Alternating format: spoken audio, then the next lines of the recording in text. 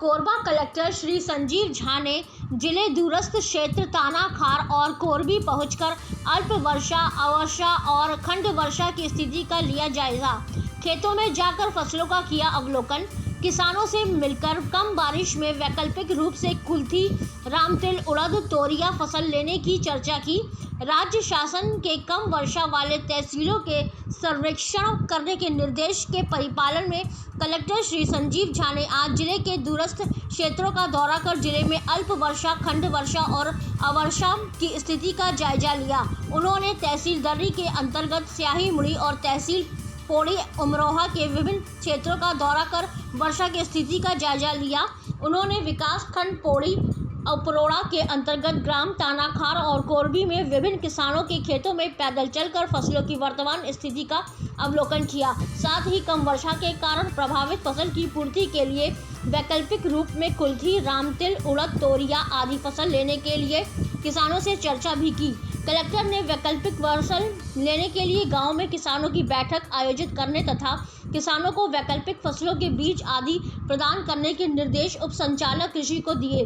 तानाखार में किसानों ने कलेक्टर श्री झा को बताया कि खंड वर्षा और कम बारिश के कारण रोपा और पोला विधि से लगाए गए धान के फसल प्रभावित हो रहे हैं। कलेक्टर ने कोरबी में भी किसानों के खेतों में जाकर फसलों की स्थिति का जायजा लिया।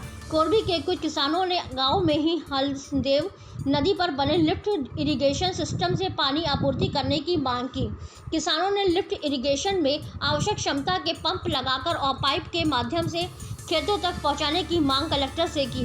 कलेक्टर श्री झा ने किसानों की मांग को संज्ञान में लेते हुए लिफ्ट इरिगेशन सिस्टम से पंप और पाइप लगाकर खेतों तक पानी पहुंचाने के लिए आवश्यक कार्रवाई करने के निर्देश उप संचालक कृषि और सिंचाई विभाग के अधिकारी को दिए।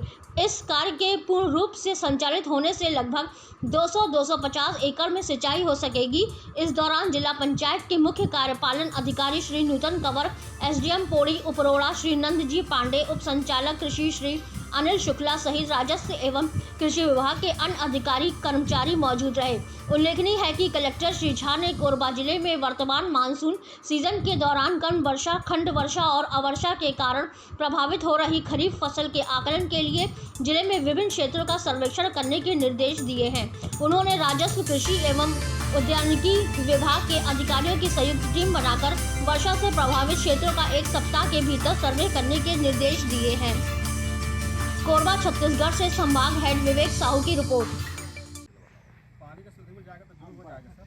पानी का साधन हो जाता है, धाने हो जाएगा ना, पानी थोड़ी सर छोटा सुखाई होता है, वो लोग 65 से 70 दिन पड़ता है। जटगी को बोलते हैं नहीं, जटगी रामतिल को बोलते हैं।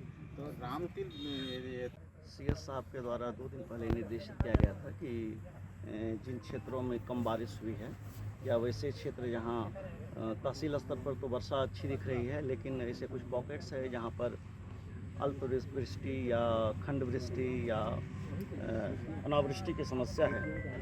तो ऐसे में जाकर के नजरी एक गिरदावरी, एक नजरी मुआयना करना है और किसानों को यदि वहाँ पे फसल आच्छादन नहीं हो पाया है जितना होना चाहिए, तो किसानों से बातचीत करके उनको क्या भी वैकल्पिक व्यवस्था की जा सकती है।